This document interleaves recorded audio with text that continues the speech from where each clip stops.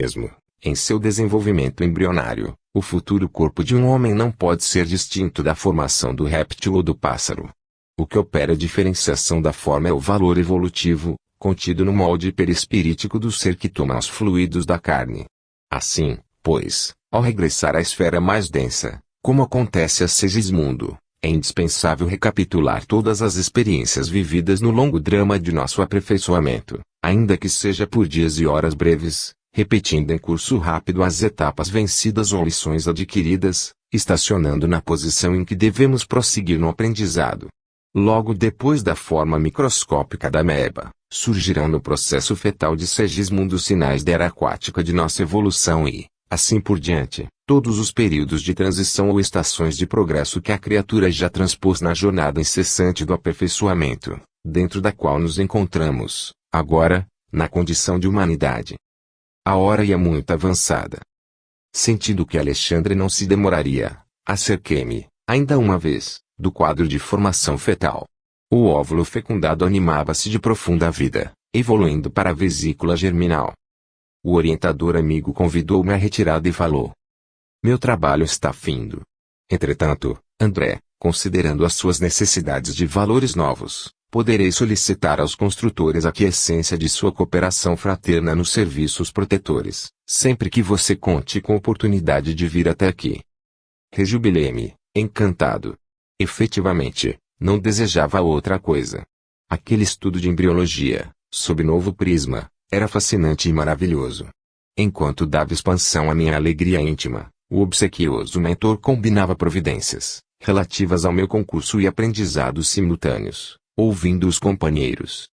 Daí a momentos, quando trocávamos saudações de despedida, Herculano, com muita simpatia e acolhimento, declarou que permaneceria à minha espera, sempre que eu pudesse voltar à residência de Adelino, para colaborar nos trabalhos de proteção. 14. Proteção. No dia imediato, logo que descansei de meus quefazeres cotidianos, atinentes à tarefa comum, regressei, ansioso, ao lar de Raquel.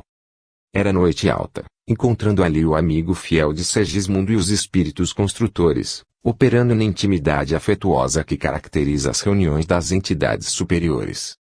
Apuleio, o chefe, recebeu-me com amabilidade. A esposa de Adelino, ao contrário da véspera, não passava bem, fisicamente. Embora mantivesse o corpo em posição de repouso, estava superexcitada, inquieta. Nossa irmã Raquel, esclareceu-me o diretor, começa a sentir o esforço de adaptação. Por enquanto e durante alguns dias permanecerá indisposta, todavia, a ocorrência é passageira. Não conseguirá dormir? Perguntei. Mais tarde, respondeu ele por agora, terá o sono reduzido, até que se formem os folhetos blastodérmicos. É o serviço inicial do feto e não podemos dispensar-lhe a cooperação ativa. Observei, interessado, a extraordinária movimentação celular, no desenvolvimento da estrutura do novo corpo em formação e anotei o cuidado empregado pelos espíritos presentes para que o disco embrionário fosse esculturado com a exatidão devida. A engenharia orgânica, exclamou o chefe do trabalho, bem-humorado, reclama bases perfeitas. O corpo carnal é também um edifício delicado e complexo. Urge cuidar dos alicerces com serenidade e conhecimento. Reconheci que o serviço de segmentação celular e ajustamento dos corpúsculos divididos ao molde do corpo perispirítico, em redução, era francamente mecânico, obedecendo a disposições naturais do campo orgânico, mas toda a entidade microscópica do desenvolvimento da estrutura celular recebia o toque magnético das generosas entidades em serviço, dando-me a ideia de que toda a célula filha era convenientemente preparada para sustentar a tarefa de iniciação do aparelho futuro. No intuito, talvez, de justificar o desvelo empregado, Apuleio explicou-me, atencioso. Temos grandes responsabilidades na missão construtiva do mecanismo fetal. Há que remover empecilhos e auxiliar os organismos unicelulares do embrião, na intimidade do útero materno, para que a reencarnação, por vezes tão dificilmente projetada e elaborada, não venha a falhar, de início, por falta de colaboração do nosso plano, onde são tomados os compromissos. Escutava-lhe a palavra experiente e sábia, com muita atenção, a fim de aproveitar-lhe todo o conteúdo educativo. Em razão disto, prosseguiu ele, O aborto muito raramente se verifica obedecendo a causas de nossa esfera de ação. Em regra geral, origina-se do recuo inesperado dos pais terrestres, diante das sagradas obrigações assumidas ou aos excessos de leviandade e inconsciência criminosa das mães, menos preparadas na responsabilidade e na compreensão para este ministério divino. Entretanto, mesmo aí, encontrando vasos maternais menos divinos, tudo fazemos, por nossa vez, para opor-lhes resistência aos projetos de fuga ao dever, quando essa fuga representa mero capricho da irresponsabilidade, sem qualquer base em programas edificantes. Claro, porém, que a nossa interferência no assunto, em se tratando de luta aberta contra nossos amigos reencarnados, transitoriamente esquecidos da obrigação a cumprir, tem igualmente os seus limites. Se os interessados, retrocedendo nas decisões espirituais, perseveram sistematicamente contra nós, somos compelidos a deixá-los entregues à própria sorte. Daí, a razão de existirem muitos casais humanos, absolutamente sem a coroa dos filhos, visto que anularam as próprias faculdades geradoras. Quando não procederam de semelhante modo no presente, sequiosos de satisfação egoística, agiram assim, no passado, determinando sérias anomalias na organização psíquica que lhes é peculiar. Neste último caso, experimentam dolorosos períodos de solidão e sede afetiva, até que refaçam, dignamente, o patrimônio de veneração que todos nós devemos às leis de Deus. As definições do chefe dos construtores declaravam meu raciocínio, referentemente a graves problemas da luta humana. Interessado em aprender, cooperando, busquei tomar a posição do trabalhador, procurando o serviço que me competia, no campo de auxílio magnético às organizações celulares. Mais tarde, porém, antes de me retirar, aproximei-me do diretor, a fim de recolher algumas informações. Impressionavam-me certas minudências do trabalho que se levara a efeito na noite anterior. Por que processo conseguirá localizar-se a ligação inicial de Segismundo ao futuro corpo, nos órgãos geradores de Raquel? E o problema do elemento masculino mais apto? Em todos os casos de fecundação, amigos da condição de um Alexandre deveriam funcionar no serviço de escolha. Apolei ouviu-me, com a benevolência que caracteriza as entidades elevadas, e informou. Passividade não significa ausência de cooperação.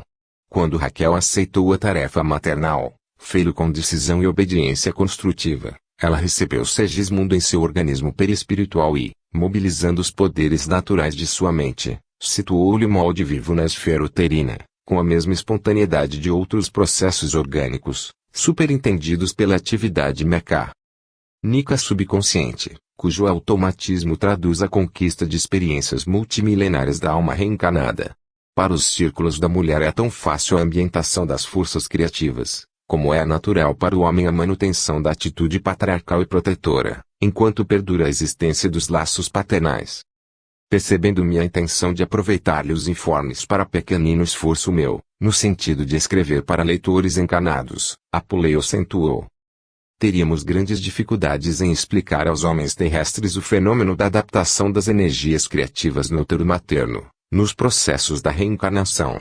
Por enquanto, a tendência da maioria dos nossos irmãos encarnados encaminha-se para a materialização de todos os nossos esclarecimentos. É preciso esperar mais tempo para ministrar-lhes certas informações que, por agora, seriam para eles incompreensíveis. E, sorrindo, prosseguiu. Eles se alimentam, diariamente, de formas mentais, sem utilizarem a boca física, valendo-se da capacidade de absorção do organismo perispirítico, mas ainda não sentem a extensão desses fenômenos em suas experiências diárias. No lar, na via pública, no trabalho, nas diversões, cada criatura recebe o alimento mental que lhe é trazido por aqueles com quem convive, temperado com o magnetismo pessoal de cada um. Dessa alimentação dependem, na maioria das vezes, mormente para a imensa percentagem de encarnados que ainda não alcançaram o domínio das próprias emoções, os estados íntimos de felicidade ou desgosto, de prazer ou sofrimento. Segundo você pode observar, também o homem absorve matéria mental, em todas as horas do dia, ambientando-a dentro de si mesmo, nos círculos mais íntimos da própria estrutura fisiológica. O chefe dos construtores fixou-me, bem-humorado, a expressão de surpresa, ao lhe receber elucidações tão simples, em assunto tão complexo, eu acrescentou. Em sua experiência última na crosta, quando envergava os fluidos carnais, nunca sentiu perturbação do fígado, depois de um atrito verbal? Jamais experimentou o desequilíbrio momentâneo do coração, recebendo uma notícia angustiosa.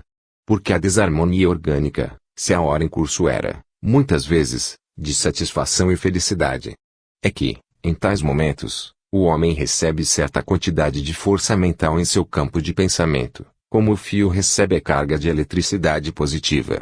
O ponto de recepção está efetivamente no cérebro, mas se a criatura não está identificada com a lei de domínio emotivo, que manda selecionar as emissões que chegam até nós, ambientará a força perturbadora dentro de si mesma, na intimidade das células orgânicas, com grande prejuízo para as zonas vulneráveis. Apuleio, com muita serenidade, fez ligeiro intervalo e considerou. Se é muito difícil explicar aos homens encanados fatos rotineiros como esses a que nos referimos, repetidos com eles dezenas de vezes, durante cada dia de luta carnal, como informá-los, com exatidão e minúcias, quanto à ambientação do molde vivo para edificação fetal na intimidade uterina. Precisamos esperar pelo concurso do tempo para conjugar as nossas experiências. Animado com as elucidações recebidas, observei. Tem razão. Ainda hoje, embora a minha condição de desencanado, não me sinto à altura de receber determinadas notícias, sem alterações do meu campo emocional. Muito bem, falou o diretor, satisfeito, é que você está fazendo longo curso de autodomínio. Somente depois dele, saberá selecionar as forças que o procuram, ambientando nas zonas íntimas de sua alma apenas aquelas de teor reconfortante ou construtivo. Em seguida, fornecendo-me a impressão de desejar manter-se dentro do assunto em exame, Apuleio prosseguiu. Quanto às suas observações alusivas à colaboração de Alexandre na escolha do elemento masculino de fecundação, cumpre-me acentuar que não podemos contar em todos os casos com esse concurso, que depende do setor de merecimento. Entretanto, quando o fator magnético não procede de cooperação elevada dessa ordem, devemos considerar que ele prevalece do mesmo modo, compreendendo-se que a esfera passiva está igualmente impregnada de energias da atração. Se o elemento masculino da fecundação está repleto de força positiva, o óvulo feminino está cheio de força receptiva. E se o seu óvulo está imantado de energias desequilibrantes, naturalmente exercerá especial atração sobre o elemento que se aproxime da sua natureza intrínseca. Em vista disso, meu amigo, a célula masculina que atinge o óvulo em primeiro lugar, para fecundá-lo, não é a mais apta em sentido de superioridade, mas em sentido de sintonia magnética, em todos os casos de fecundação para o mundo das formas. Esta é a lei, pela qual os geneticistas do globo são muitas vezes surpreendidos em suas observações, em face das mudanças inesperadas na estrutura de vários tipos, dentro das mesmas espécies. As células possuem também o seu individualismo magnético algo independente, no campo das manifestações vitais. Nesse ponto, o diretor sorriu, prosseguindo. Se a mulher pode exercer a sua influência decisiva na escolha do companheiro, também a célula feminina, na maioria das vezes, pode exercer a sua atuação na escolha do elemento que a fecundará. Claro que nos referimos aqui a problema de ciência física, sem alusão aos problemas espirituais das tarefas, missões ou provas necessárias. Identificando meu silencioso gesto de interrogação, o diretor observou. Sim, porque nas obrigações determinadas de certos espíritos na reencarnação, as autoridades de nossa esfera de luta dispõem de suficiente poder para intervir na lei biogenética, dentro de certos limites, ajustando-lhe as disposições, a caminho de objetivos especiais. Nesse momento, porém, nossa conversação foi interrompida. Pequeno grupo de entidades amigas pedia a presença de Apuleio, fora da câmara de serviço. Muito gentil, o chefe de trabalho convidou-me a acompanhá-lo. Apresentou-se o grupo com desembaraço. Constituía-se de duas senhoras desencanadas, amigas de Raquel, e de um amigo de Segismundo, desejosos de testemunhar-lhes afeto e dedicação, na experiência em curso. Vinham de nossa colônia espiritual, em serviço de assistência a familiares detidos na crosta, e pretendiam aproveitar a oportunidade para a visita carinhosa. O diretor ouviu-os, atencioso, bem-humorado, mas, com imensa surpresa para mim, observou. Como responsáveis pela organização primordial do novo corpo de carne do nosso irmão Segismundo, agradecemos a atenção de todos, porém não podemos autorizar a visita a esta hora. Estamos aproveitando o escasso tempo de harmonia relativa que a mente maternal nos oferece para delicados serviços de magnetização celular mais urgente. E sorrindo, afável, acrescentou. Depois do 21º dia, porém, quando o embrião atingir a configuração básica, nossos amigos podem ser visitados a qualquer hora, salientando-se que, a esse tempo, ambos, mãe e filho, conseguirão ausentar-se do corpo com facilidade. Por enquanto, nosso amigo Segismundo não pode afastar-se e a nossa irmã Raquel, ainda mesmo em estado de sono físico, é obrigada a permanecer junto de nós, a pequena distância. Não há dúvida, replicou o cavaleiro de nossa esfera, não desejamos perturbar o desenvolvimento do trabalho. Sabemos que Raquel ficaria muitíssimo comovida com o nosso abraço pessoal, comentou uma das senhoras. A alegria inesperada, de qualquer modo, é também um choque. É o que precisamos evitar, replicou Apoleio, satisfeito. Desejo, todavia, fazer-lhe sentir que Segismundo necessita de amparo espiritual de todos nós. Temos recomendação de notificar a todos os seus amigos, quanto à presente reencarnação dele, a fim de que venham até aqui, quando lhes seja possível, não somente para beneficiá-lo com os valores do estímulo espiritual, senão também para colaborarem com as suas vibrações de simpatia na organização harmoniosa do feto. Voltaremos na primeira oportunidade, exclamou uma das visitantes que, até ali, se mantivera silenciosa. Precisamos colaborar em benefício de Raquel. E acentuou, sorridente. Temos uma série de excursões espirituais para as próximas noites dela. Faremos tudo por oferecer-lhe um estado d'alma confiante e feliz.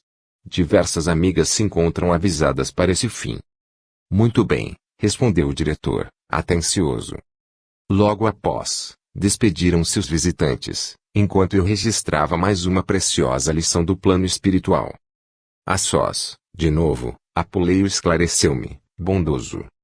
O momento que atravessamos é delicado e não podemos distrair a atenção.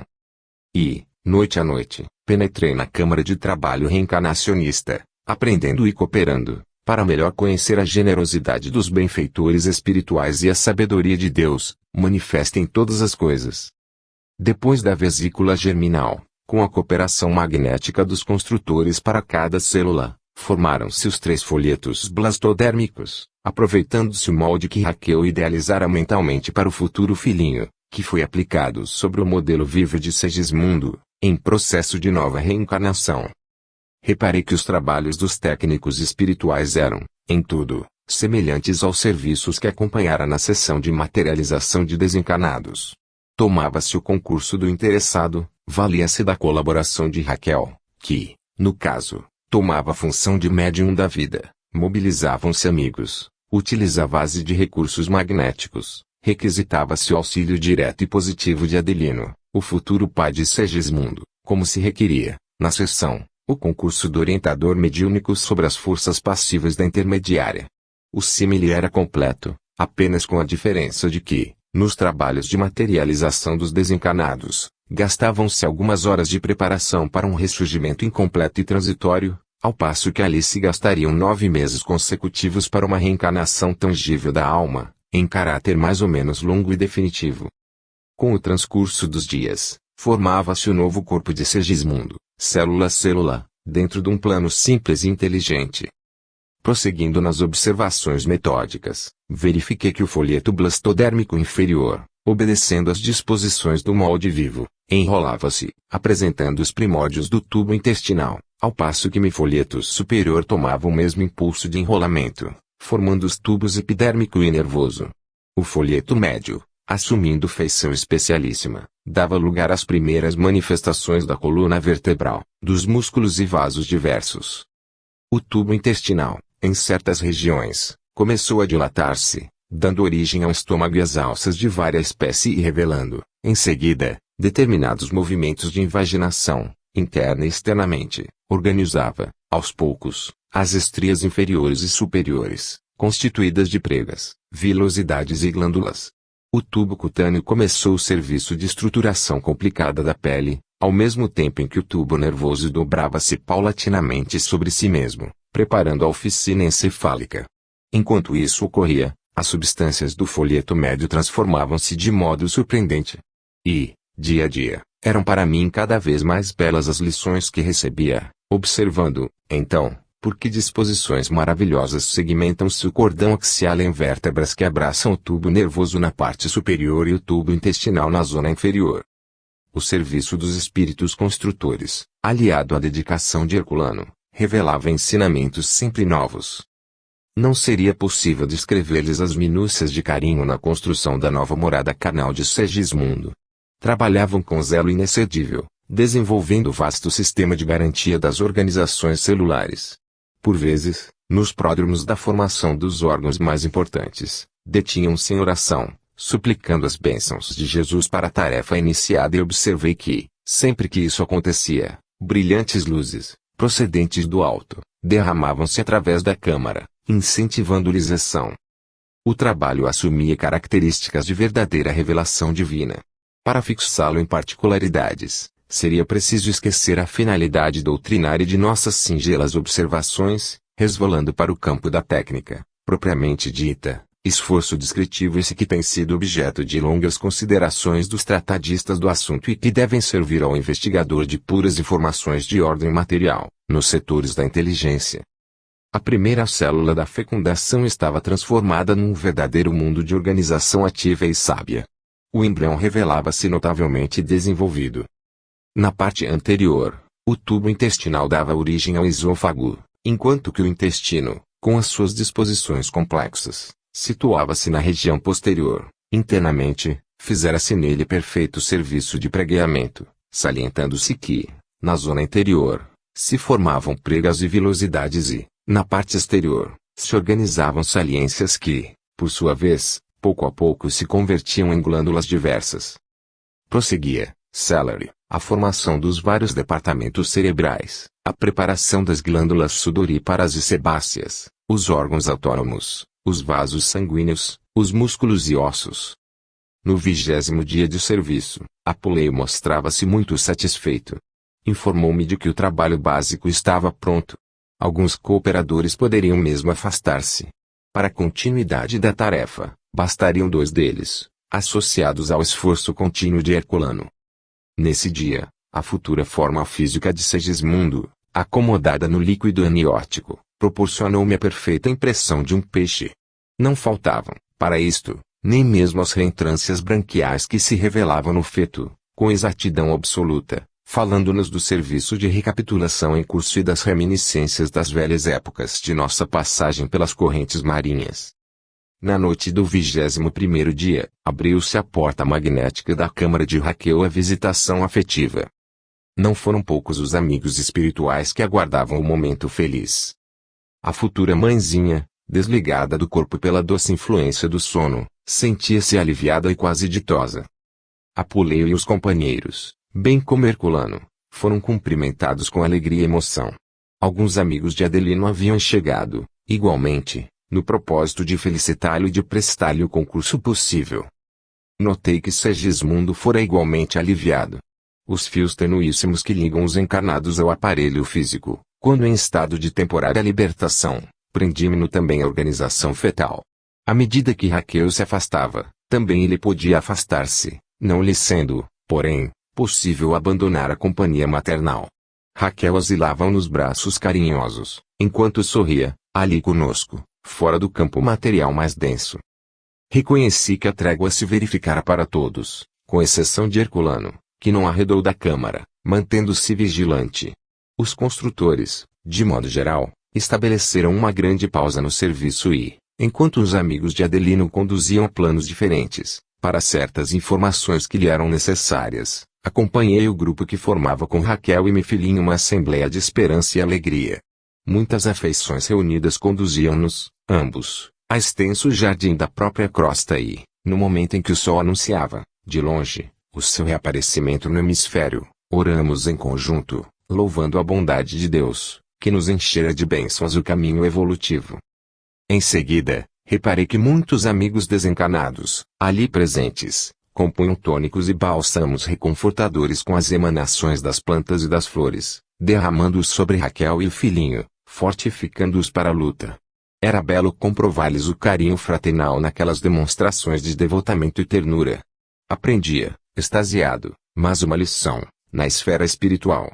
Como as aves viajoras que sabem buscar longe a penugem suave para o ninho e o precioso alimento para os filhotinhos recém-natos, a alma das mães devotadas e carinhosas sabe atravessar grandes distâncias, à procura de elementos cariciosos para a formação do ninho de carne em que um filhinho bem-amado deve renascer. O serviço de organização fetal prosseguiu normalmente, em vista dos hábitos respeitáveis do casal, que, dia a dia, parecia mais integrado com a assistência de nossa esfera de ação. O desenvolvimento da futura forma de Segismundo compelia Raquel a verdadeiros sacrifícios orgânicos. Contudo, em cada noite, pela madrugada, repetiam-se as excursões espirituais que ela e o filho recebiam dos afetos de nosso plano. O trabalho de Herculano mereceu a cooperação de inúmeros amigos. Rara a noite em que não vinham espíritos, agradecidos a Segismundo, velar pela harmonia da sua nova reencarnação, prestando à casa, aos pais e a ele os mais variados auxílios. Terminado o período de minhas observações fundamentais, também eu não voltei ao lar de Adelino com a mesma assiduidade. Não obstante continuar interessado no trabalho em processo, somente regressava à Câmara da Reencarnação de tempos a tempos, compelido por outro gênero de serviços, junto de Alexandre. Mas, na véspera do nascimento da nova forma física de Segismundo, lá compareci, em companhia do meu venerável orientador, que fazia questão de cooperar para o fortalecimento maternal, no momento culminante. Depois de prolongados esforços em que senti, mais uma vez, a sublime glorificação da esposa-mãe, Segismundo renascia. Assombrado com a vigorosa assistência espiritual que a nossa esfera dispensava ao assunto, ouvi Alexandre falar comovido. Está pronto o serviço de reencarnação inicial. O trabalho completo, com a plena integração de nosso amigo nos elementos físicos, somente se verificará de agora a 7 anos. Admirado e enternecido em minhas fibras mais íntimas, envolvi-me nas preces de agradecimento que formulávamos ao Senhor, reconhecendo o tesouro divino que constituía a dádiva de um corpo carnal para nossa experiência e aprendizado na superfície da terra.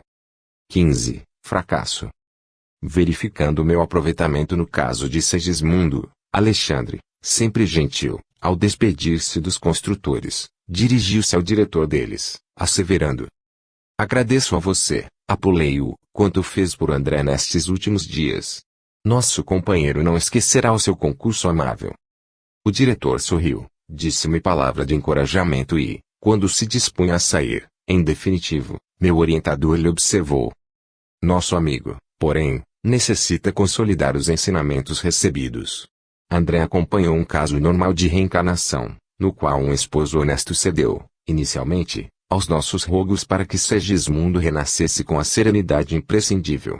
Viu, de perto, uma coração maternal sensível e devotado e permaneceu, em estudo, numa câmara conjugal defendida pelo poder sagrado da prece e reconfortada pela proteção do plano superior.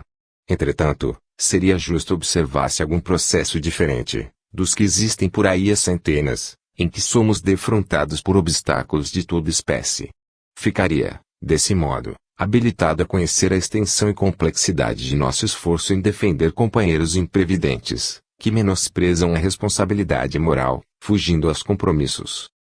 E, fixando um gesto de carinho fraterno, interrogou: não terá você, presentemente, um caso dessa ordem, onde André possa recolher as lições precisas? Temos, sim, esclareceu Apuleio, atenciosamente temos o caso Vulpini. E, porque Alexandre ignorasse o processo a que se referia, continuou: logo depois de organizar as bases de Segismundo, ocupei-me de outros serviços da mesma natureza e, entre esses, foi confiada à nossa vigilância a tarefa relativa ao irmão que mencionei. Creiam que tudo movimentamos no setor de assistência para evitar o fracasso do trabalho, entretanto, tenho a experiência por absolutamente impraticável. Quer dizer, então, redarguiu o meu instrutor com sabedoria que a futura mãe não correspondeu à expectativa do nosso plano de ação. Isso mesmo, prosseguiu o interlocutor. Enquanto os desequilíbrios se localizam na esfera paternal ou procedem da influência de entidades malignas, simplesmente, há recursos a interpor. No entanto, se a desarmonia parte do campo materno, é muito difícil estabelecer proteção eficiente. A pobre criatura, por 2 vezes sucessivas, provocou o aborto inconsciente pelo excesso de leviandades e, atualmente, será vítima das próprias irreflexões pela 3ª vez, segundo parece. Debalde temos oferecido o socorro de que podemos dispor. A infeliz deixou-se empolgar pela ideia de gozar a vida e irmanou-se a entidades desencanadas da pior espécie, que, para acentuar os seus planos sombrios, separaram-na do próprio companheiro, ansiosas por lhe precipitarem o coração na esfera das emoções baixas. Enquanto Alexandre ouvia, em silêncio, Apuleio continuou, depois de longo intervalo. Volpini atingiu agora o 7º mês de gestação da nova forma física, mas a noite próxima será decisiva para ele. Já recebi um apelo dos colaboradores que ficaram nas imediações do caso, em serviço ativo, no sentido de evitar certas extravagâncias da futura mãe, projetadas para hoje. Entretanto, não creio sejamos por ela obedecidos. A organização fetal não se encontra em condições de suportar novos desequilíbrios e, se a pobrezinha não despertar para o dever, abrirá, ainda hoje, uma 3ª falência. Se Andréa puder vir conosco, dar-nos muito prazer. Alexandre, que me parecia muito circunspecto, naquele momento, dando a ideia de quem não desejava cultivar qualquer comentário menos edificante, considerou: nosso companheiro irá com vocês. Por vezes, para preservar convenientemente a saúde, é preciso conhecer as enfermidades. Para cultivar o bem, é necessário não ignorar a existência do mal. Com efeito, à noitinha, chegávamos, Apuleio, 2 companheiros dele e eu, a uma residência confortável de aparência distinta. O grande relógio de parede mostrava 20 horas menos 5 minutos. Seguindo o diretor, penetramos um aposento bem mobilado, onde se encontravam 3 entidades desencanadas, de horrenda figura, que, em virtude do baixo padrão vibratório, não perceberam a nossa presença. Conversavam entre si, combinando medidas detestáveis que não cabe relacionar aqui. A certa altura da palestra, porém, referiam-se ao caso da reencarnação, de maneira franca. Não sei, comentou um daqueles perversos inimigos do bem, por que arte infernal vem resistindo o intruso. Despejá-lo-emos na primeira oportunidade. Quando isto ocorre, disse outro, é que há mãos de anjos trabalhando por trás. Pois que vão para o inferno, exclamou o que parecia mais cruel. Veremos quem pode mais. Cesarina já nos pertence 90%. Atende perfeitamente aos nossos propósitos. Porque um filho intrujão em nossos planos. É preciso combater até ao fim. No entanto, considerou o terceiro, que, até então, se mantinha em silêncio traço. Há mais de 6 meses estamos trabalhando em vão por alijá-lo. Mas temos conseguido muito, tornou o mais revoltado traço. Não creio que ele se possa aguentar por muito tempo. Talvez hoje façamos o resto. Um filho viria a roubar-nos, talvez, a boa companheira com que contamos agora. Todas as atenções dela convergiriam para ele e o nosso prejuízo seria enorme. Mas, se existem mãos de anjos trabalhando, temos mãos de demônios para agir também. Já vencemos 2 vezes, por que não vencer agora, igualmente? E se o filho vier, considerou um dos interlocutores traço, certamente virá o esposo de regresso. Não poderemos conservá-lo à distância, por mais tempo, caso isso se verifique. Isto, nunca, respondeu o adversário mais feroz, com inflexão sinistra. Como era diferente aquela paisagem interior, comparativamente à câmara de Raquel, onde levara a efeito tão formosas observações, referentes à tarefa reencarnacionista. O aposento mantinha-se absolutamente desguarnecido de defesas magnéticas e não se viu o movimento de visitação espiritual da esfera superior que caracterizava a formação do novo corpo de Segismundo. Está observando? Falou Apuleio, gentil, nem sempre a nossa tarefa se desdobra ao longo dos jardins afetivos. Muitas vezes, devemos operar sob verdadeiras tormentas de ódio, que desintegram nossos melhores elementos magnéticos de cooperação. Este caso é típico. Recordei que a residência de Adelino se enchia diariamente de afeições do plano espiritual, e perguntei. Mas, a futura mãe não dispõe de relações em nossa esfera? De qualquer modo, respondeu ele traço, sempre temos bons amigos na zona superior àquela em que nos encontramos, todavia, em certas circunstâncias, afastamo-nos voluntariamente deles. Cesarina poderia contar com diversas amizades, no entanto, ela mesma se incumbe de obrigá-las à ausência. Impressionado, considerei. Não terá ela, contudo, um pai ou mãe, em nossos círculos espirituais, que tome a si o sacrifício de defendê-la. Tem um pai que a estima com extremos de afeto, esclareceu o diretor traço. No entanto, sofria merecidamente pela filha leviana e grosseira, e tanto padeceu por ela que os seus superiores, em nossa colônia espiritual, submeteram-no a tratamento para o ouvido temporário da filha querida, até que ele possa se recordar e se aproximar dela sem angústias emotivas. O assunto era novo para mim. Havia, então, recursos para aplicação do esquecimento no mundo das almas. Apuleio sorriu, bondoso, e falou. Não tenha dúvida. Em nossa esfera, a dureza e a ingratidão não podem perseguir o amor puro. Quando as almas reencarnadas se revelam impermeáveis ao reconhecimento e à compreensão, distanciamo-nos delas, naturalmente, ainda mesmo quando encerrem para nós valiosas joias do coração, até que se integrem no conhecimento das leis de Deus e se disponham a segui-las, em nossa companhia. Quando somos fracos, porém, embora muito amoráveis, e não nos sentimos com a precisa coragem para o afastamento necessário, se merecemos o auxílio de nossos maiores, somos favorecidos com o tratamento magnético que opera em nós o esquecimento passageiro. Nesse instante, Cesarina penetrou no quarto, seguida dos espíritos construtores que velavam por Volpini, o reencarnante. Enquanto a senhora se sentava à frente de grande espelho, dando início a complicados arranjos de apresentação festiva, os cooperadores de Apuleio se aproximaram, saudando-nos, atenciosos. Infelizmente, disse um deles ao chefe, a situação é muito grave. É impossível prosseguir em nosso esforço de assistência, com o êxito desejável. Nossa irmã afunda-se, cada vez mais, nos desequilíbrios destruidores.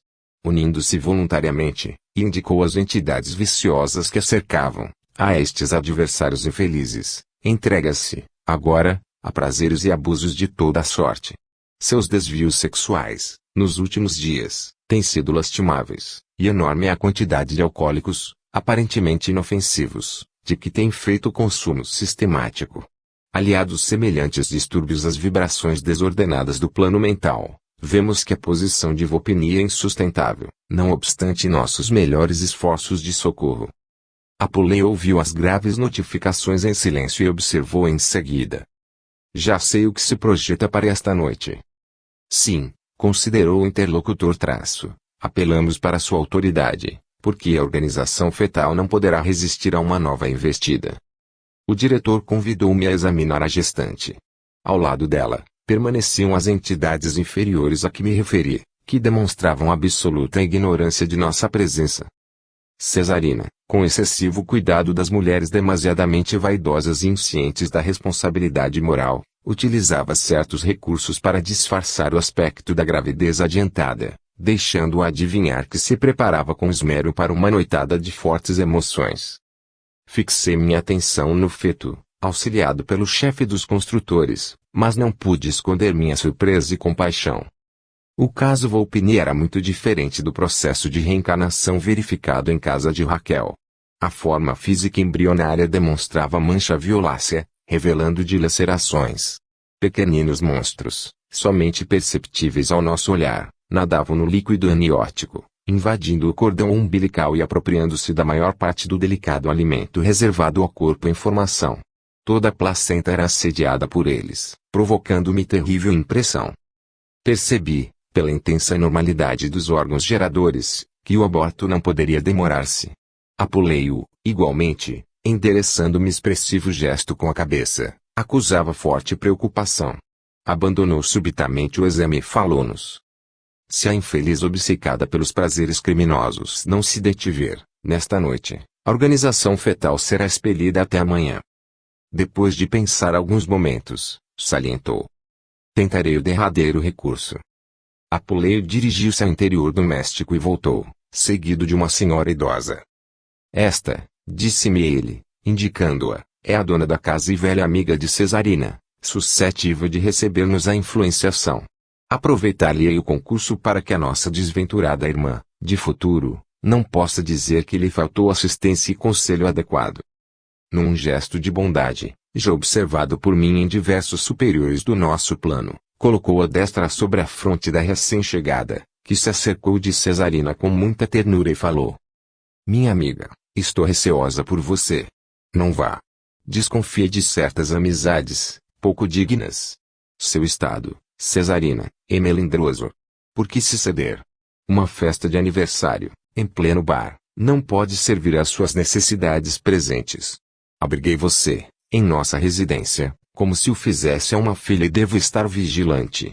Nutro a esperança de vê-la reaproximar-se do esposo, que, segundo creio, deve estar ausente por simples questões de incompatibilidade de gênios, mas, se você não se defende do mal, como atender à situação? Um dos infelizes seres da ignorância e da sombra que perseguiam Cesarina, por invigilância dela, envolveu-a nos braços, como se desejasse comunicar-lhe o seu estranho e perigoso magnetismo. Vi que as entidades inferiores presentes observavam de perto a senhora e lhe ouviam as palavras sensatas, porque todas exibiam gestos e demonstrações de revolta e desagrado, que não podemos registrar aqui. A interpelada, deixando-se envolver pela influência neutralizante do mal, riu-se de modo franco e acrescentou: Tranquilize-se, minha boa Francisca. Não precisará ensinar-me virtude. Tenho meu compromisso para hoje, não posso faltar. Não concordo, Cesarina, tornou a interlocutora com energia, sob a inspiração direta de Apuleio traço. Nem estou fazendo pregação de virtude à sua consciência responsável. Quero despertar suas fibras de esposa e mãe. O homem, cujo convite você pretende atender, não merece confiança, não é digno de consideração. Além disso, seu organismo deve ser preservado. Não lhe dói a expectativa de prejudicar o filhinho. Não pondera o futuro. E a respeitável amiga continuou advertindo com severidade maternal, enquanto a futura mãe de Volpini se mantinha em franca posição de negativa impermeabilidade. 2 horas durou a conversação, na qual o diretor dos construtores usou da caridade, da lógica e da paciência, nas mais altas doses. Todavia, ao fim desse tempo, um automóvel fonfonou à porta. Cerrando o pequeno estojo de perfumes, Cesarina abraçou a velha amiga desapontada e despediu-se. Adeus, voltarei mais tarde. Não tenho tempo a perder. O veículo rodou o caminho das avenidas asfaltadas. As entidades perturbadas seguiram no carro Celery, mas nós, esperando a manifestação de Apuleio, ali permanecemos, aguardando-lhe a palavra. Algo triste, o chefe de serviço dirigiu-se aos colaboradores, declarando: Podem regressar à nossa colônia, em descanso. Nada mais tem que fazer, por agora. O dever de todos foi bem cumprido. E olhando para mim, significativamente, acrescentou: Irei, eu mesmo, em companhia de André, buscar Volpini para recolhê-lo em lugar conveniente. O ambiente era de consternação, porque, se os espíritos superiores são equilibrados, não são insensíveis. Acompanhei Apuleio, durante longos minutos de silêncio, penetrando, em seguida, numa casa de barulho ensurdecedor. O grande balão e departamentos reservados estavam repletos de homens e mulheres inquietos, excitados pela música abulhente e estonteadora, mas a assembleia de desencarnados de condição grosseira era muito maior, tomada da mesma alucinação de perigoso prazer.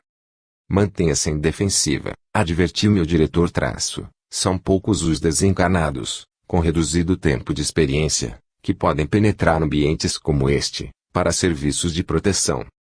Não nos cabe descrever as paisagens tristes, desdobradas ao nosso olhar. Cumpre-nos, tão somente, esclarecer que não tivemos dificuldade para reencontrar Cesarina em companhia de um cavalheiro menos escrupuloso, entre finas taças de alcoólicos, elegantemente disfarçados. Apuleio aproximou-se e retirou Volpini, que a ela se abraçava como criança semiconsciente. Em seguida, viu aplicar passes magnéticos em toda a região uterina, empregando infinito cuidado. Retomando Volpini, que confiara às minhas mãos, para poder operar com eficiência, falou-me, calmo. Desliguei o reencarnante do santuário maternal, entretanto, não deveríamos esquecer de ministrar o devido socorro à mãe invigilante. Ela precisa continuar a luta terrestre, quanto possível, para aproveitar alguma coisa da oportunidade.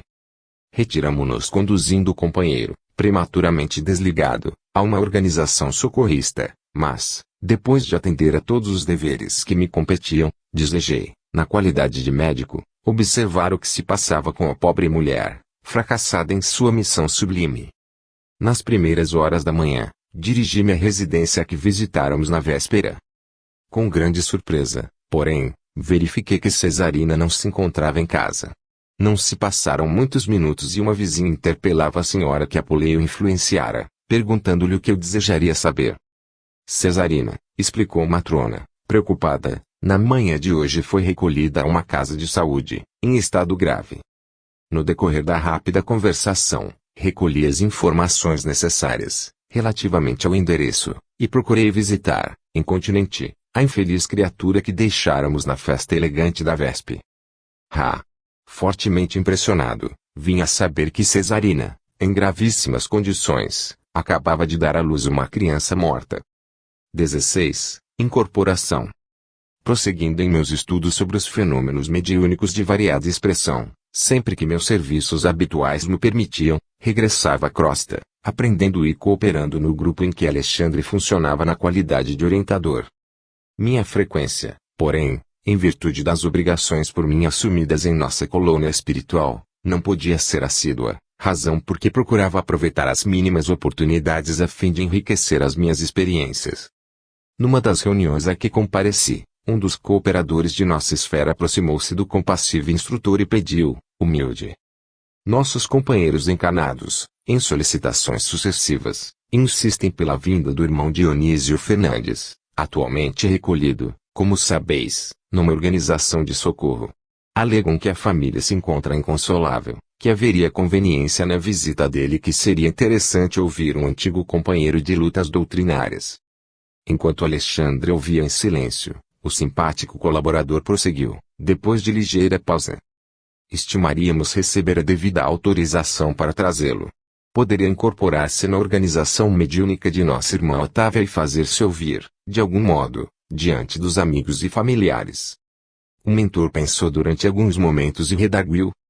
Não tenho qualquer objeção pessoal, em face da providência que você sugere, meu caro Euclides. Entretanto, embora se constitua o nosso grupo de cooperadores encarnados de excelentes amigos, não os vejo convenientemente preparados para o integral aproveitamento da experiência.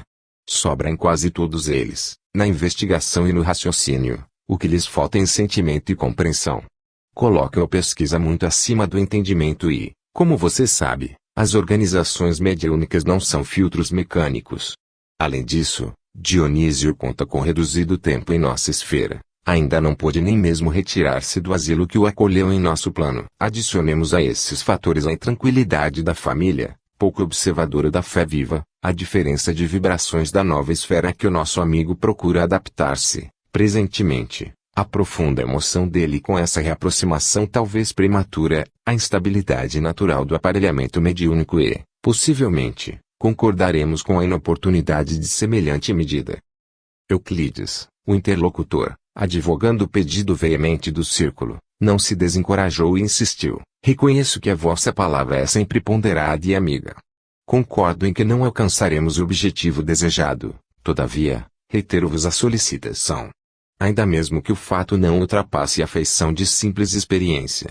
É que existem irmãos esforçados aos quais muito devemos aqui, no trabalho do bem diário ao próximo sofredor, e sentiríamos felicidade em demonstrar-lhes o testemunho do nosso reconhecimento e estima sincera. Alexandre sorriu com a generosidade que lhe era característica e observou. Só possuo razões para endossar seus pedidos e, já que você insiste na providência para atender aos companheiros que se sentem igualmente credores de sua confiança e estima, pode avisá-los de que Dionísio virá. Eu mesmo cuidarei de trazê-lo pessoalmente. E como Euclides agradecesse tocado de imensa alegria, Alexandre encerrou a conversação, acrescentando: faça a promessa para a noite de amanhã. É sempre mais fácil dar com alegria que receber com acerto. Afastamo-nos.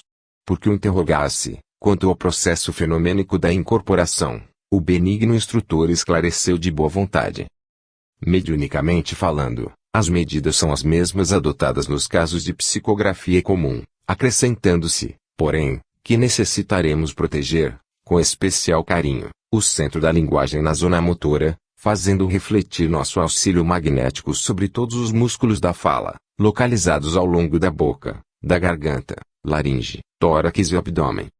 Atendendo-me às interpelações, O instrutor relacionou diversas elucidações de ordem moral, alusivas ao assunto, comentando as dificuldades para difundir nos corações terrenos os valores da consolação legítima, em virtude das exigências descabidas da pesquisa intelectual. Admirava-lhe a sabedoria profunda e a sublime compreensão das fraquezas humanas, quando atingimos a instituição de socorro a que Dionísio se recolhera, em plena região inferior, não muito distante da crosta terrestre. Entendendo-se com os espíritos do bem, consagrados aos serviços do amor cristão, em zonas semelhantes, conduziu-me à presença do recém-desencanado, que se mantinha sob forte excitação. Dionísio, falou-lhe Alexandre, bondoso, após a saudação usual traço, lembra-se do nosso grupo de estudos espiritualistas. Como não? E com que saudades, suspirou o interlocutor. Nossos amigos do círculo pedem a sua presença, pelo menos por alguns minutos, prosseguiu o mentor, gentil traço, e deliberei conduzi-lo até lá, para que você fale, não somente a eles, mas também aos familiares. Que ventura! Exclamou Dionísio, quase chorando de contentamento. Ouça, porém, meu amigo, tornou Alexandre, sereno e enérgico, é indispensável que você medite sobre o acontecimento. Lembre-se de que você vai utilizar um aparelho neuromuscular que lhe não pertence. Nossa amiga Otávia servirá de intermediária. No entanto, você não deve desconhecer as dificuldades de um médium para satisfazer as particularidades técnicas de identificação dos comunicantes, diante das exigências de nossos irmãos encarnados. Compreende bem? Sim, replicou Dionísio, algo desapontado traço, estou agora no mundo da verdade e não devo faltar a ela. Recordo-me de que muitas vezes recebi as comunicações do plano invisível, através de Otávia, com muitas prevenções, e, não raro, vacilei, acreditando-a vítima de inúmeras mistificações. Alexandre, muito calmo, observou. Pois bem, agora chegou a sua vez de experimentar. E se, antigamente, era tão fácil para você duvidar dos outros, desculpe a fraqueza dos nossos irmãos encarnados, caso agora duvidem de seu esforço. É possível que não alcancemos o objetivo, entretanto, nossos colaboradores insistem pela sua visita e não devemos impedir a experiência.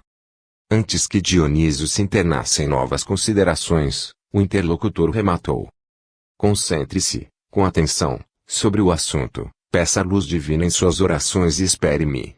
Conduzi-lo em nossa companhia, deixando na residência da médium com algumas horas de antecedência para que você encontre facilidades no serviço de harmonização. Despedimo-nos em seguida, registrando efusivos agradecimentos do interlocutor. O caso interessava-me. Por isso mesmo, roguei a permissão de Alexandre para acompanhá-lo de mais perto. Autorizado a fazê-lo, seguiu o instrutor que se dirigiu, no dia seguinte, à instituição a que Dionísio se recolhera, amparando convenientemente para a visita projetada. Com a gentileza de sempre, Alexandre guiou-nos até a moradia da médium Otávia, onde Euclides, o benevolente amigo da véspera, nos aguardava, cheio de atenções. O prestimoso mentor despediu-se com delicadeza extrema e, deixando-me em companhia dos novos colegas, acrescentou. A reunião dos companheiros encarnados terá início às 20 horas, todavia, entre 18 e 19 horas, estarei aqui de regresso, a fim de acompanhá-los ao nosso núcleo de serviço. E, fixando-me, concluiu bondosamente. Aproveite a aproximação de Euclides, meu caro André. Um bom trabalhador tem sempre proveitosas lições a ensinar. Euclides, sorrindo, agradeceu, comovido, e conduziu-nos ao interior doméstico, enquanto Alexandre se afastava na outra direção. Detivemo-nos em humilde aposento. Nesta parte da casa, explicou-nos o guia acolhedor, nossa irmã Otávia costuma fazer meditações e preces. A atmosfera reinante, aqui, é, por isso, confortadora, leve e balsâmica. Estejam à vontade. Em vista de ser hoje um dos dias consagrados ao serviço mediúnico, terminará ela os trabalhos da refeição da tarde, mais cedo, a fim de orar e preparar-se. Consultei o mostruário do grande relógio de parede, não longe de nós, que marcava precisamente 16 horas, e manifestei o desejo de ver a nossa irmã que atuaria, naquela noite, como intermediária entre os dois planos. Deixando Dionísio no aposento a que me referi, Euclides conduziu-me à pequena cozinha, onde uma senhora idosa se mantinha atenta à preparação de alguns pratos modestos. Tudo limpeza, ordem e harmonia doméstica. Notei-a, porém, algo pálida, abatida. Ouvindo minha inquirição discreta, o companheiro informou: Otávia é uma excelente colaboradora de nossos serviços espirituais, mas, pela força das provas necessárias à redenção, permanece unida a um homem ignorante e quase cruel. Enquanto o companheiro brutal está ausente, nas horas do ganha-pão, a casa é tranquila e feliz, porquanto a nossa amiga não oferece hospedagem às entidades perturbadoras da sombra. Todavia, quando o infeliz Leonardo penetra este pequeno domínio, a situação se modifica, porque o pobre esposo é um legítimo canteiro espinhoso, no jardim deste lar. Faz-se acompanhar de perigosos elementos das zonas mais baixas. Não conseguiu ele identificar-se com a missão espiritualizante da esposa? Perguntei, com interesse. Não, de modo algum, explicou Euclides, sem titubear. Não é novo para a compreensão elevada, contudo, é teimoso nos erros que lhe são próprios. Permite que a consorte nos ajude, em vista da insistência de parentes consanguíneos dele, dedicados à nossa causa e que, influenciados por nós, não lhe permitem afastá-la. A tarefa, porém, não é muito fácil, porque, se Otávia é dócil aos espíritos do bem, o esposo é obediente aos cultivadores do mal.